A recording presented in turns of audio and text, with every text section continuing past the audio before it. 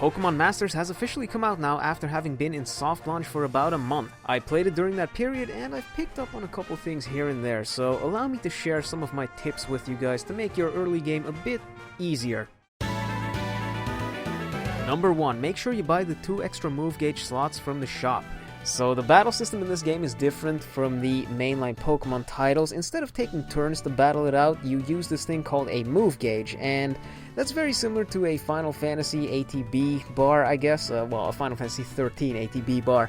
And the game starts you off with 4 of these move gauges, and you can have a total of 6, and it's a good idea to pick up the extra 2 as soon as you can. So to do that, you have to go to the main screen, the Pokemon Center, and then talk to her, and then at the bottom you have exchange items, and then right here at the top you can see the move gauge. I've already bought one, which is why there's only one left, and the first one costs 30,000 gold, and the second one costs 100,000 gold, which in the grand scheme of things isn't that much, so you might as well pick it up. And coins can be gotten very easily on this exact same screen by exchanging your pearls for coins, and these pearls can actually be gotten from the super courses. And what I mean by that is go to the training area, and then at the bottom here you can see Coin Super Course Liza. So these super courses drop these pearls. You can even see them in the rewards right there. So pearl, big pearl, very easy to get these. Number 2, make clearing story mode your first goal. Now, this may seem obvious if you've already played other gacha games, but I highly recommend that you rush story as quickly as possible. The reason for that is because a lot of stuff in this game is locked behind story. There's 13 chapters in the game in total, and in each new chapter you unlock a new character as well as some new features in the game like level cap increases as well as the events tab. The later chapters in the game do get a little tougher, the last 4 in particular, but as long as you have type advantage as well as decently leveled characters, you should be fine. Number 3, if you're planning on being free to play, level up Rosa, Hau, and Skyla immediately. So these 3 characters can all be acquired from story, and they're kind of the best characters that you can get as a free-to-play. Rosa is one of the first characters that you get in the game, and she's the only 5-star that you get for free, and she is an amazing support. She can increase the party's special attack, and she can also restore the move gauge, which in and of itself is a very powerful ability, and on top of that she's also a very good tank. Then you've got Skyla, who has an HP restore, and she also has a speed and defense buff for the entire party. Speed increases the rate at which the move gauge gets restored, which also makes it a very powerful ability.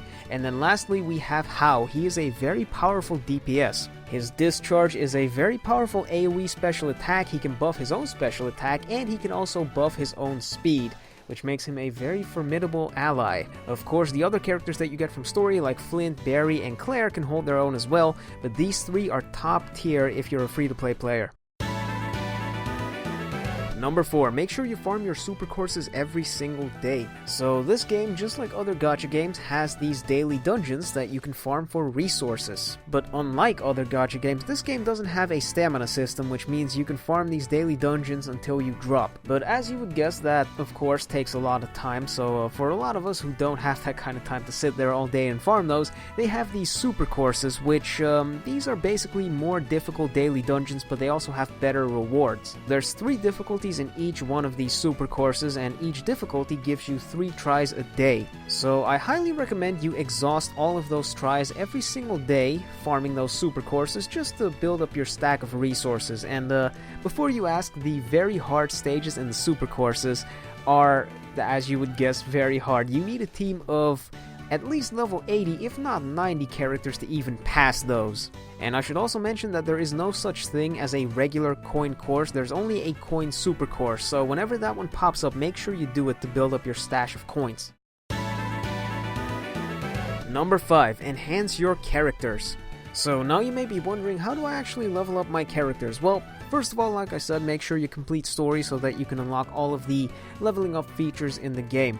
Then there are a couple of different ways to enhance your character's strength. First up, you have the regular leveling up menu. So for this you require some leveling up manuals, which of course you can get those from the daily dungeons as well as the daily super courses. And it's the same for every single item that you need to enhance your characters. Everything can be acquired from your daily dungeons. So enhancing your character's level is very important because it increases their stats. Unlocking their moves and skills is also really important, especially for DPS characters, because they're Strongest skills are usually locked behind that upgrade gate, so make sure you unlock those.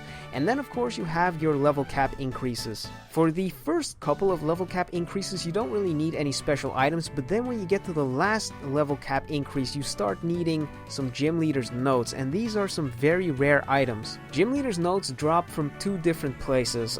First of all, you have the very hard Supercore stages, but as you would guess, you need some max enhanced characters to even do those, so those aren't really viable.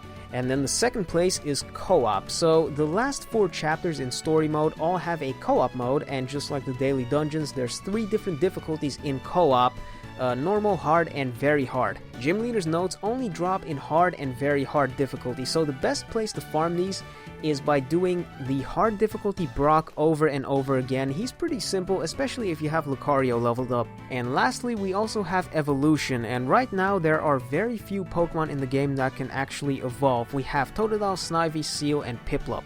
So the way to evolve Pokemon is by first buying the evolution shards and crystals from the shop, and then heading on over to the Sync Pair Stories tab, where you can select the Pokemon that you want to evolve, and then there should be an extra quest there that you can do. So all you have to do is just pass that quest, and you should now have a fully evolved Pokemon. And one more thing, because of how easy it is to level up characters in this game, I highly recommend that you get every single sync pair up to a decent level so that they're at least usable, just so that you can be ready for whatever the game's going to throw at us in the future. Number 6. Pick a playstyle and stick to it. Generally speaking, in gacha games we have 2 playstyles, the waifu and husbando playstyle and the meta playstyle. The waifu player usually saves all of their gems until their waifu or husbando comes on the banner, at which point they decide to spend all of their life savings on that banner. Whereas the meta player usually just spends all of their gems on whatever character is currently the strongest in the game. Gems in this game are incredibly scarce. You can go through the entire story and collect maybe enough gems to do 1 10-pull if you're lucky. Of course, the rates in this game are very good, better than a lot of other gacha games, but it's still a gacha game, which means more often than not you won't get what you want from the gacha. But to increase your chances of actually getting what you want, I highly suggest you pick up one of these playstyles. It's going to save you a huge headache in the future and maybe some money here and there as well. Alright, and that does it for all of my tips, so hopefully that will help you get a better start in the game, and I'm planning on doing some more Pokemon Masters content in the future, so stick around if you want, but I guess that about does it for me, so hopefully that was helpful, and I guess I'll see you guys next time. Peace!